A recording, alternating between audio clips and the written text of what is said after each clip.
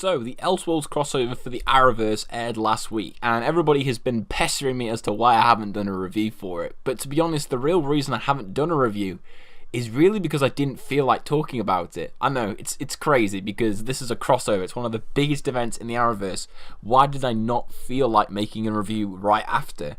And I think the main reason for that was I kind of felt that this crossover was a little bit underwhelming. I mean, it wasn't terrible, there were still good moments of the crossover, but it certainly was nowhere near the levels of Crisis on Earth X, or even anywhere near the levels of Invasion. And for quite a while, I wasn't too sure as to why I had such a depressing feeling coming out of Elseworlds and why I found it underwhelming. But having the chance now to go back and re-watch it a few times, I now get a better idea as to where I think this crossover failed in comparison to Invasion and Crisis on Earth X, the two best crossovers of the Arrowverse. Now, once again, I will restate this. This does not mean that the crossover was bad. I still enjoyed quite a few parts of Elseworlds. However, overall, although it was still good, for a massive annual crossover, I think that it should be aspiring to be far better than just good for me personally. So here are my reasons as to why I think Elseworlds was disappointing. Going into this crossover, I was still obviously excited as I was for previous ones. However, one thing that I immediately noticed was that a lot of the characters who were going to be introduced in the Elseworlds crossover would also be playing a big role in the Crisis on Infinite Earths in the comics. Now, for you guys who don't know about Crisis on Infinite Earths, it's one of the biggest crossover events in all of the DC Comics media, and it was basically an event that killed off quite a few big heroes and was mainly done to reset the continuity and timeline of the DC Comics. The fact that so many characters who are pivotal to this arc were going to be making their debuts in Elseworlds had me a little bit worried that this crossover would focus too much on setting up this storyline rather than making a unique story of its own with its own moments to make it stand out. And sadly for me, this was the case with this crossover. Don't get me wrong, there were still moments that I really liked, but I especially thought that part 2 and part 3 of the crossover focused way too much on all this foreshadowing and setup for a crossover that we're going to have to wait another year for. And as a result, I felt like the moments that were meant to be these big OMG wow moments, they didn't really hit me as hard as they really should have done. I mean, let's look back at all the other crossovers. There are always moments in each and every one of them that really stood out to me, moments that I was blown away by and really stuck with me. The ending battle on the Invasion crossover, where you have all the heroes against all the Dominators, was absolutely awesome as heck to see. And then of course on Crisis on Earth X, you have pretty much every hero in the Arrowverse against the Earth X Nazi forces, and of course our evil doppelganger versions. That was one of the best fights in superhero television and even superhero film, if I'm going to be quite honest. But the problem with Elseworlds was that there was really nothing that got near those levels, or anything that even got to near those levels in terms of memorability.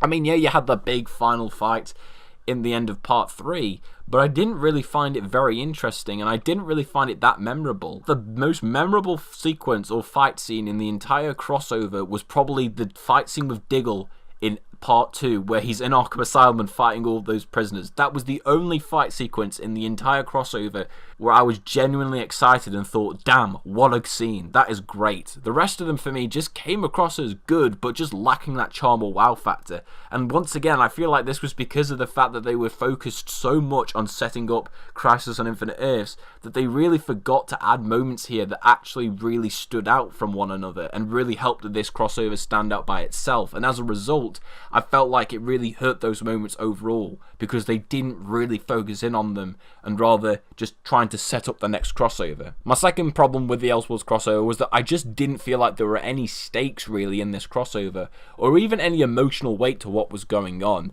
I never really felt like this was a huge cataclysmic event that really tested our heroes. I never really felt that, you know.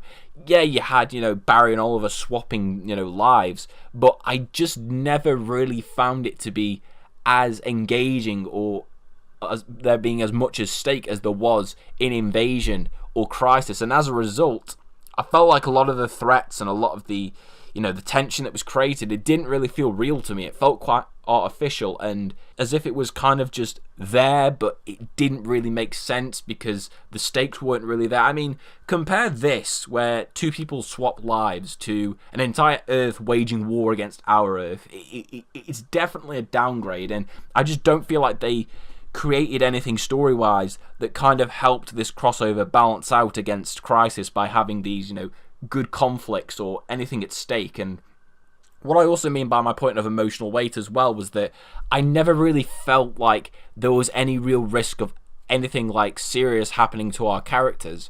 I mean, yeah, sure, they show, the Flash and Supergirl burning up, but there's no point, because by the time they show that, they've already been hyping up Crisis on Infinite Earths that much that those two aren't going to die, because in the comics, they are integral to Crisis on Infinite Earths. So why are they going to kill them off in Elseworlds? They wouldn't do it. All the tension in that scene's completely gone. There was no feeling as if, oh shit, there's actually going to be consequences to this. I mean, let's have a look at the, Crisis on Earth X. You had, of course, the death of Martin Stein, and that was one of the best moments of that entire crossover, because it was emotional, and it showed that these heroes were fighting for something, but ultimately there were consequences for it. I mean, even with Invasion, you had the Arrow episode, which is probably one of the most emotional episodes of television that I've watched in ages. It was so well done, and once again, it helped show what our heroes are fighting for, what they're fighting to preserve. And it was brilliant in those two crossovers, and here it just wasn't there, and as a result I wasn't as engaged with the entire plot of what was happening, and it never really grabbed a hold of me like it did with Invasion or Crisis on Earth X. And my final big problem with Elseworlds is that I just felt like there was too much prioritizing fan service over the story. There were so many Easter eggs littered out throughout this entire thing, but I felt like they were kind of prioritized over telling an actual engaging story. Because like I said, the story of this crossover I found to be very bare bones and lacking, like I said, in stakes or emotional weight. And like I said, the reason for that is I felt like they just crammed so many Easter eggs in here, but at the end of the day, they kind of felt like they were just either A, shoehorning them in, or B, completely underused. I mean, there were so many things about this crossover that they shoved in and didn't use properly, like Psycho Pirate. He's in this crossover. Obviously, he plays a big role in Crisis on Infinite Earths. He's barely in this crossover at all. The 90s Barry Allen, from the 90s TV show with John Wesley Shipp. I was really excited when they announced this. They made such a big deal about it. And he's probably in there for about 1 minute. Granted, he, gives one of the best Easter eggs when he references that John Diggle is a Green Lantern on Earth 90, but other than that, he literally does nothing in the crossover. Like, the Monitor just snaps his fingers and he's gone in a cloud of smoke. Where is he? I have no idea, but it was an absolute waste, because they should have used far more of him, but it was clear they only just shoved him in for fan service. That was it. Heck, even Batwoman was really not that big of a presence in, her one episode, and she was like one of the first things announced for this crossover, and she was like one of the biggest selling points going into it, and she probably only had about 10 to 15 minutes of screen time. I mean, as well, they hyped up Nora Freeze being in this. She's literally in there for about 2 minutes, so she can have a really underwhelming fight scene with Killer Frost, and then she can all of a sudden run off. I mean, even Dr. Destiny, like, John Deegan, Jeremy Davies got so snubbed. I really liked what he did in this role, but as the main villain of the crossover, Jeremy Davies was probably only on screen for about 10 minutes across all 3 parts, which was just insane. And like I said, they just prioritized having so many Easter eggs and so many references and so many characters that they completely wasted them, and as a result, it affected the story as well, because I just felt like the story was constantly being bogged down by all these references, and it just got too much, and it was just clear that they were throwing these things in and then taking them out, and as a result, they feel so forced and rushed into the story and so underdeveloped, and like I said, as a result, it affected the story of the crossover as well.